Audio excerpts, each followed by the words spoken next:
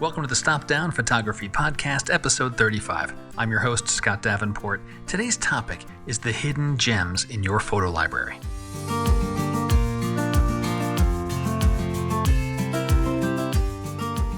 Hi, welcome. Thanks for joining me today. I'm glad to be back with you for another chat about photography, this passion we all share, and let's take one more step on this never-ending journey in today's episode.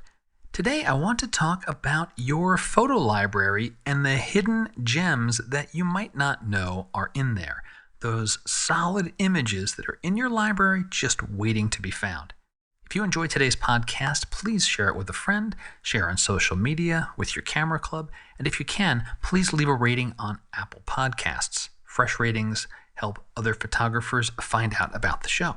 Let me begin, as I often do, with a question, a two-part question, actually. When is the last time you browsed through your photo archive? And what prompted you to do so? I skim through my older work often.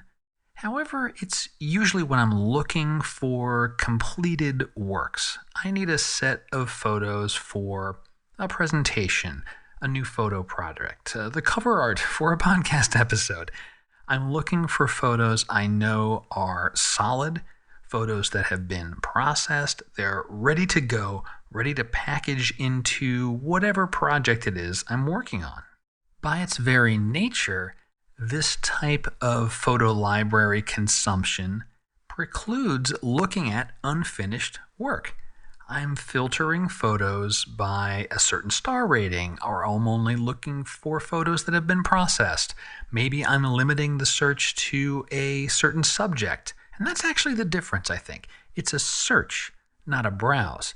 When I'm searching my photo library, what's driving me to dig into my archive is the project I'm working on, the thing I'm trying to assemble. I'm not going to find a hidden gem. I will not search my photo library for an untouched or incomplete photo, maybe one that has real potential.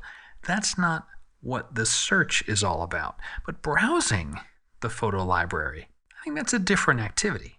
There is no specific destination in mind. It's more like a wander through your photo library. If you've ever taken an aimless wander through a city on travel or a longer drive with no real destination in mind, that's the kind of thing I'm talking about. A few days ago, I was browsing through some older video footage, actually.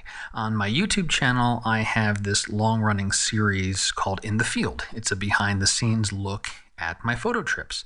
Now, I haven't been out photographing as much in recent weeks and months. It's middle of 2020 as I record this, and we all know why, the pandemic. Yet I wanted to put together another In the Field video. So I started looking through video footage that I'd recorded on past outings. Footage that, for one reason or another, I'd never used in a video project. And I had a bunch of footage from a drive I made from San Diego up to Big Sur last summer, in the summer of 2019. My attention then turned to what photographs had I captured on that drive, and it quickly became apparent why I hadn't used the video footage. I didn't have much completed work from that outing, from that drive. I had a few photos here and there. I had hundreds of captured frames that I hadn't worked on. And so now I'm browsing through all of these photos from this trip. No metadata filters, no limits to show only higher rated photos. I'm not looking for a particular subject. I'm just scrolling through the raw set of frames. And I found several that were very solid photos, hidden gems just squirreled away in my library I'd never worked on. Now this gets kind of interesting. I'm looking at these captures from a year plus ago. And I said I found several that were solid. They were worthy of spending time. Yet part of my workflow is every photo that hits my library gets a rating. So all these had ratings. And my initial culling from a year plus ago put these photos below the line. They're decent images, so they stayed in my library. They didn't get deleted outright. But they didn't get rated high enough for me to spend time on them. And that raises some questions. What do I see in these photos now that I didn't see before? Was I too self-critical in my initial assessment, that first culling I did? Did I set my bar too high? Or am I just wrong? And these are still bad photos. And I'm looking at them now going, oh, they're not so bad. Well, are they just really still bad? And I don't think that last point is true. And you can judge for yourself. I have a set of 6 photos I found from this browse of my library over on stopdownpodcast.com on the page for this episode. So you can check those out. What about those other 2 questions? What do I see now that I didn't see before? Well, certainly my tastes have changed. What I think of as a worthy photo is a little different now than it was in the past. I know I'm self-critical of my work, so it is possible that I was very particular in what I considered a very strong photo versus an okay photo on my initial culling. And I'm okay with that. I'm okay with being very self-critical in my initial assessment of photos. It's one of the ways that I grow. But maybe there's this side effect where I am dismissing photos that have a strong base to them and never going back to give them a second look. I did notice a pattern in the photos that I deemed worthy this time around, this set of 6. The majority of them were not captured during golden hour. I'm a landscape photographer. I avoid middle of the day and bias my shooting towards sunrise and sunset. But the nature of this kind of road trip, you're driving for a bunch of hours, and by definition, you are going to pass through places during the middle of the day. And I'm also a photographer, so I'm going to capture photos. So maybe in my culling a year plus ago, I had this subconscious bias toward I want to capture the epic sunrise, the epic sunset. And most of the photos from a road trip like this, they're not going to be in epic light with glorious color in the sky. But now, a year plus later, looking at the photos again with fresh eyes and perhaps a wiser view of my photography as a whole, I did find new, good work in my library. I also noticed one other thing. This set of 6 photos, they are stronger together as a body of work than as individual photos. The singular photos are good, but together they tell the story of this trip.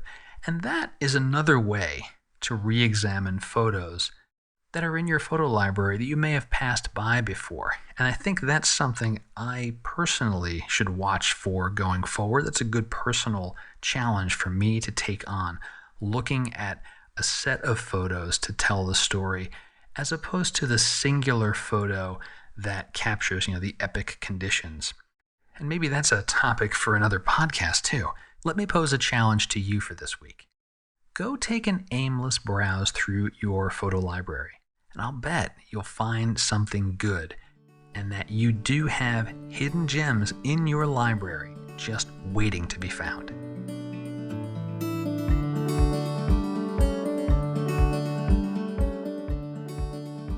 I've since done a few other of these browsing sessions in my photo library, just kind of walking through photos without any filters turned on. And then I realized I can actually leverage my metadata to help with these treasure hunts in my photo library, just reversing the criteria. I was so used to ratcheting up the star count and looking for photos that have been processed. Just flip that around. In my world, looking at 3-star and lower photos. Those are photos that have made it into my library, but I usually only work on the 4-star and higher. And life gets in the way, there's only so much time of the day, whatever it might be. I often don't go back to those 3-star photos. I also tend to only look at photos that had been processed when I'm trying to fulfill the needs of a certain project. I'll flip that around, at least in Lightroom, and I believe it's true in On One Photo as well as Luminar. You can set a criteria that says, show me photos that have no adjustments applied. And you can also look at just older photos. photos that are 1+ year old, 2+ year old, whatever it may be. So there is this degree that you can search with the intent of finding hidden gems and don't have to do a full-on browse through your library. Before I conclude today's episode, a big thank you to the supporters on Patreon. It is your support month in and month out that makes this podcast possible. It keeps things rolling, it keeps the gears moving, and it also helps thousands of other photographers improve their photography and enjoy our craft, supporting this podcast as well as the other work I do through YouTube, through my website. So thank you very, very much. If you're interested in supporting the show, you can visit the Patreon page. There's a link in the show notes. There's also a button on every page of StopDownPodcast.com where you can learn more about it.